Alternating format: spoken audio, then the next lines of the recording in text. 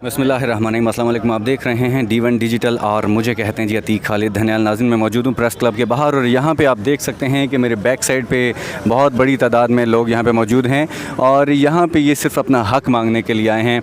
इनका ये कहना है कि ये ATV के मुलाजमीन हैं और इनका ये कहना है कि हमारी 18 मंथ की जो सैलरी है वो नहीं है। ज़ाहिर सी बात है कि अगर 18 मंथ की सैलरी जो है एक मंथ लेट हो जाए तो कितना मुश्किल हो जाता है, लेकिन 18 महीने जो है बहुत बड़ा टाइम होता है। ज़ाहिर सी बात है मकरूज़ हो जाता है, बच्चों की फ़ीसें देना होती है और उसके अलावा अपनी घर का किराया होता है, बिजली का बिल होता है, ये सारे मामलात होते हैं। लेकिन यह कि जो अपनी ज़िंदगी अच्छे तरीके से गुजार रहे होते हैं और उनकी ज़िंदगी अगर 18 माह की सैलरी ना आने के बाद आप ख़ुद समझ सकते हैं कि क्या हो सकते हैं। यहाँ पे हम बात करते हैं, कुछ हमारे साथ सीनियर रहनुमा इनके हैं और उसके अलावा हमारे साथ अनवर रज़ा साहब भी होंगे, उनसे भी बात करेंगे। आइए हमारे साथ।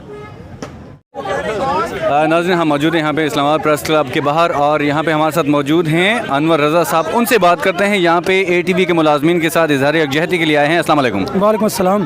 क्या कहेंगे, 18 माह की सैलरी इनके लिए नहीं आई, ये एक आम आदमी जो है ये कैसे गुजारा करेगा आपके ख्याल में? देखिए, सबसे पहले तो ये हुकूमत वक्त पर जिम्मेदारी आयद होती है कि उन्हें अपने इदारों में जो लॉ एंड ऑर्डर है उसे मेंटेन करना चाहिए और इंतहाई अफसोसनाक अमर यह है कि सरकारी इदारों में 18 माह हो चुके हैं और मुलाजमीन को तनख्वाहें अदा नहीं की गई।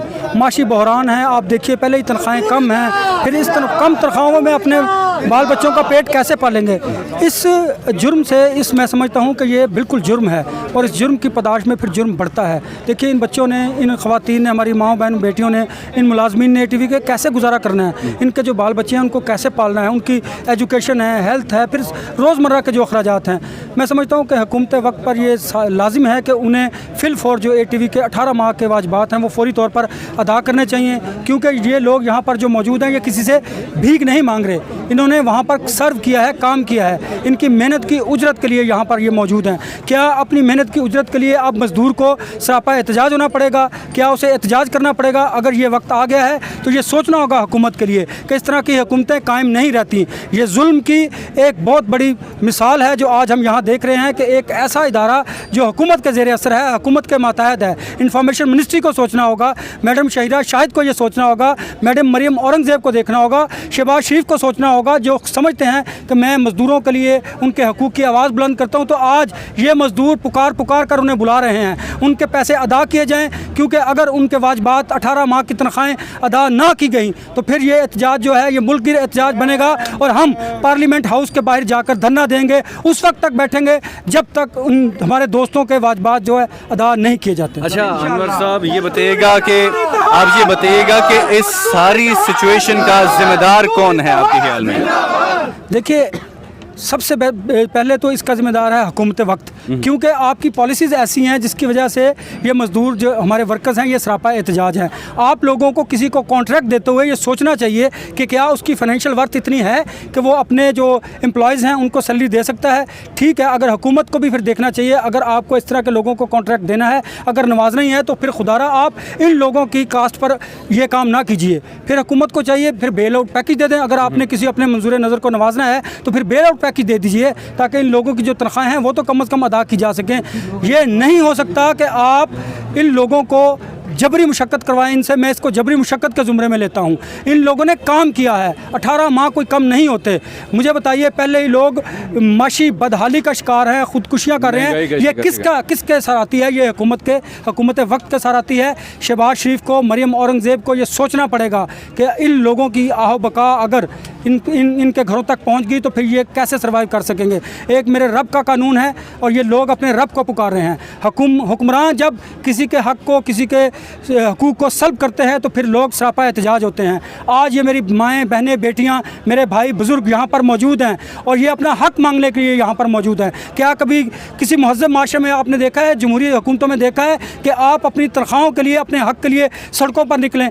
अगर मुलाजमीन वर्कर्स सड़कों पर निकलते हैं तो इसका मतलब यह है कि इदारों में करप्शन मौजूद है, कहीं ना कहीं किसी न किसी जगह पर हमारे वर्कर्स के साथ जुल्म हो रहा है। अब हम इस जुल्म को बर्दाश्त नहीं करेंगे, हम कानून का रास्ता इख्तियार करेंगे, हम एहतजाज का रास्ता इख्तियार करेंगे। हम उस वक्त तक एहतजाज करते रहेंगे जब तक हमारे दोस्तों के, हमारी बहनों, माँओं, बेटियों के, भाइयों के, बुज़ुर्गों के वाजिबात अदा नहीं कर दिए जाते। ठीक है जी, जब तक इनके वाजिबात अदा नहीं होते एहतजाज जारी रहेगा। कुछ और लोग भी हैं, उनसे भी बात करेंगे कि ये कितना अर्सा हो गया है, जितने इनसे हम बात करते हैं। अस्सलाम वालेकुम जी, हमारी तनख्वाहें अदा करो। क्या कहेंगे, कितना अर्सा हो गया है, ये कैसे आप सरवाइव कर रहे हैं? ये अरसा 3 साल से हमारे अदारे में सिलसिला चल रहा है। कभी 2 महीने बाद, 3 महीने के बाद आधी तनख्वाह दी जाती है, कभी मखसूस अमाउंट थोड़ी सी दी जाती है। अभी इस वक्त हमारी 18 तनख्वाहें बकाया हैं, बड़ी मुश्किल में है। हमारे लोग मकरूज हो चुके हैं, घरों में खाने के लिए नहीं है। हमारे लोग जो है सैलाब में फंसे हुए हैं इस वक्त। सक्कर के लोग बहुत बुरा हाल है, सारे सलों के घरों में पानी खड़ा है, लड़काने के लोगों के घरों में पानी खड़ा है। हैदराबाद के लोग जो रोडी से जाते हैं वो जा रही ड्यूटियों में पा रहे, उनके घरों में पानी है, फाके हैं। हमारे इस्लामाबाद में लोग, इसी तरह और स्टेशनों के भी लोग हमारे बहुत मुश्किल इस वक्त गुजारा कर रहे हैं। लोग मकरूज हो चुके हैं, घरों के जेवर बेच दिए हैं, उन लोगों ने दुकानों के किराए देने हैं, उन्होंने मकानों के किराए देने हैं, बिजली के बिल देने हैं, बच्चों की स्कूल की फीसें देनी है, कुछ नहीं दे पा रहे। लोग आते हैं मेरे यूनियन ऑफिस में आते हैं, खुदा की कसम लोग रोते हैं, मुझे तकलीफ होती है जब वो रोते हैं। इतना रोते हैं कि कब तक ये सिलसिला चलता रहेगा। और हमारे अदारे से हमारी एक पूंजी रिटायरमेंट के बाद होती है, वो हमारी होती है प्रोविडेंट फंड। हमारे 21 करोड़ प्रोविडेंट फंड को चुराया गया है और इस इंतजामिया ने निकाल के बेड़ा गर्क कर दिया है। अभी SSCP से नोटिस भी इनको आया हुआ है, वो 31 तारीख उन्होंने बुलाया हुआ वहाँ पे। उनको ये लोग कहते हैं कि हम 5 लाख हर महीने वापस करेंगे। जब 5 लाख हर महीने वापस करेंगे तो वो 57 तक 35 सालों में वापस होएगा। ऐसा मजाक किया जाता है हमारे साथ। और उसके अलावा हमारे लोगों के साथ इतनी नाइंसाफ़ी है, क्या बताएं आपको।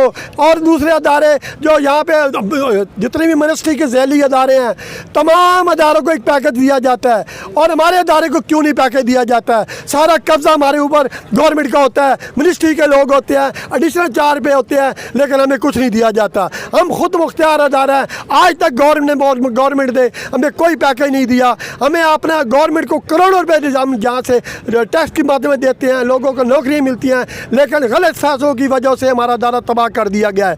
हमारी बनी बनाई बिल्डिंग जो एक बिल्डिंग बनी हुई थी और उस बिल्डिंग को जो इंग्लिश न्यूज़ चैनल के चक्कर में इन लोगों ने गिरा दी, उसके लिए 60 करोड़ रुपये ने मंजूर किया। आज तक पैसा नहीं मिला और बिल्डिंग का काम बंद हो गया। उसमें हमें यही लारे लगाते रहे कि जो पैसा मिलेगा आपको 10-15 करोड़ सैलरी के माध्यम में आप लोगों को दिया जाएगा। आज तक कोई पैसा हमें नहीं मिला। उसमें हमारा मास्टर कंट्रोल रूम और स्टूडियो वो सारे जो है ना ख़त्म हो चुके हैं। हम लोग इस वक्त जो है ना कंटेनर बैठ के अपना चैनल चला रहे हैं। जुल्म कीता है कि हमारा 3 साल से हमारा FM रेडियो को बंद किया गया है। 3 साल से कोई वो किसी को नहीं देते। एक पार्टी 70 लाख पे महीने का दे रही थी, इन्होंने भगा दिया। उसके बाद ये 5 लाख महीना कमा रहे हैं और किसी को देखे भी नहीं देते। पार्टियां मांग रही हैं इनसे कि हमसे हर महीने इतने पैसे ले लो, तो आप जो ना हमें दो। 30 लाख की पार्टी पीछे पीछे के भाग रही है, ये नहीं देते। 5 लाख कमा रहे हैं। हम इनको कहते हैं जहाँ 30 लाख की दे दो, बिजली के बिल तो क्लियर हो, नहीं देते ये लोग। पता नहीं क्या पॉलिसी इनकी है। अच्छा बताइएगा, इसके बाद नेक्स्ट लाएअमल आपका क्या होगा? अगर जो है वाजिबात क्लियर नहीं होते, आपके साथ बातचीत नहीं होती, नेक्स्ट आपका लाएअमल क्या होगा? नेक्स्ट इंशाल्लाह हम तमाम अपने दोस्तों से, बाकी इदारों के यूनियन से, जर्नलिस्ट भाइयों से और सबके साथ, इनके ताउन के साथ हम लोग इंशाल्लाह पार्लियामेंट के सामने धरना देंगे। अच्छा ये भी बताइएगा कि क्या किसी इंतज़ामिया से, इत्तलात की मिनिस्ट्री से आपकी किसी से मुलाकात हुई, बात हुई कोई इसके ऊपर? सेक्रेटरी इंफॉर्मेशन हमारी चेयरमैन है, उनके साथ 6-7 दफ़ा मुलाकात हो चुकी है मेरी और सारे मामलात उनको पता है, सारे बताए हैं उनको। हम उनको यहाँ तक समरी चली है, हमने उनको कहा कि हमें जिस तरह आप लोग PTV में 35 रुपये लाइसेंस की माध्यम देते हैं, हमें सिर्फ 5 रुपये दे दें। 5 रुपये अगर देते हैं तो हमारा निज़ाम सारा चल सकता है, लेकिन समरी बनती है, आगे कोई नहीं होगा होती। उसके बाद सुना है कि यहाँ पे कुछ पार्लियामेंट की कवरेज की बात हुई है कि पार्लियामेंट कवर किसी चैनल को दिया जाए। हमारे पास एक बड़ा चैनल है, उसके अलावा हमारे 2 बीम है मज़ीद, उसमें भी काम हो सकता है, तो उसके ऊपर भी समरी बनी है लेकिन आगे नहीं जा रही। उसके ऊपर भी समरी कर चली जाए, हमें वो भी दे दिया जाए तो हम पार्लियामेंट की कवरेज हमारा अदारा बहुत अच्छे तरीके से कर सकता है और सेकंड बीम पे चल सकता है जो भी। और हमारा मसला हल फिक्स अमाउंट हमें उन्होंने कहा है कि अगर दे दें मिनिस्ट्री वालों ने अगर ऊपर मंजूर करते हैं तो हमारा काम चल सकता है, लेकिन वो भी अभी जो है ना सियासत की नज़र है, क्या अभी आगे नहीं। अच्छा, एक चीज़ और आपने बताई, आपने कहा कि हमें ये इंग्लिश चैनल बनाने के लिए कहा गया है, तो उसकी बिल्डिंग अभी गिराई गई है, तो वो उसका कितना काम रहता है? क्या उसका काम जारी है या कि रुका हुआ उसका काम? उसका काम तकरीबन 70% हो गया, 30% जो है रह गया, लेकिन काम बंद कर दिया गया। ठेकेदार ने बंद कर दिया कि मुझे पेमेंट नहीं हो रही, ठीक है, इसलिए रोक दिया उसने। लेकिन सफ़र हम कर रहे हैं, शौक उनके थे, शौक जो थे उनको चले गए, शौक उनके थे और हम दलील हम हो गए, बच्चे हमारे भूखे मर गए, उनके शौक पूरे हो गए, शौक तो उनके जो है ना उन्होंने हमें जलील कर दिया। ठीक है, बहुत शुक्रिया जी।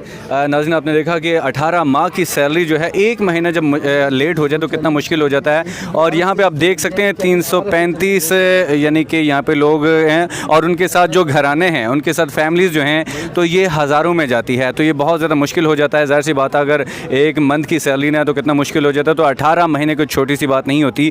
तो हुकूमत वक्त को भी सोचना चाहिए, क्योंकि ये हालात अल्लाह ना करे कि हालात बिगड़ भी सकते हैं। लोग इनका ये कहना है कि हम लोग अगर यहाँ पे हालात हमारे साथ बात ना मानी गई तो हमने पार्लियामेंट की जाने मूव करना है, वहाँ पे जाके हमने बैठ जाना है। तो ये हुकूमत को ये सोचना चाहिए। आज के लिए इतना ही, अगली वीडियो में हाजिर होंगे। इजाज़त दीजिए, अल्लाह हाफ़िज़। जीना होगा मरना होगा, धरना होगा धरना होगा, जीना होगा मरना होगा, धरना होगा धरना होगा, हमारा हक साडा हक, साडा हक, साडा हक, साडा हक, साडा हक, मजदूर इत्तेहाद जिंदाबाद, मजदूर इत्तेहाद जिंदाबाद, मजदूर इत्तेहाद जिंदाबाद, मजदूर इत्तेहाद जिंदाबाद, मजदूर इत्तेहाद जिंदाबाद।